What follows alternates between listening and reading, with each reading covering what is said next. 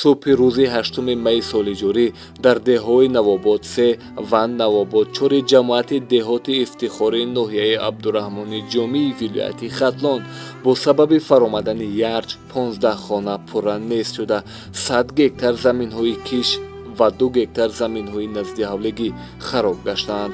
сухангӯи ситоди ҳолатҳои фавқулодда ва мудофиаи граждании вилояти Хатлон Муроҷон Муҳиддинов иттилоъ дод, ки хушбахтона дар ин офати табиӣ ягон нафар осеб надидааст ва талафоти чорво низ ба қайд гирифта нашудааст. ҳамчунин бар асари ин офати табиӣ пули шоҳроҳи Абдураҳмони Ҷомӣ Ёвон низ пурра хароб гаштааст. муовини сарвазири кишвар Гулмаҳмадзода Давлатшоҳ, раиси вилояти Хатлон Ҳакимзода Қурбон, роҳбари кумитаи ҳолатҳои фавқулоддаи кишвар Рустам Назарзода аз деҳаи Навобод, ки 15 хона бар асари омадани ярҷ пурра вайрон шуд, дидан карда масъулонро муаззаф карданд, ки дар муҳлати кӯтоҳ харобиҳои офати табииро рафъ карда ба сокиноне, ки хонаҳояшон зарар диданд, ёрӣ расонида шавад, илова кард Муроҷон Муҳиддинов. иттилоъ дода шуд, ки худи ҳамон рӯзи ҳодиса барои хонаводаҳое, ки манзилҳои зисташон пурра нест шуданд,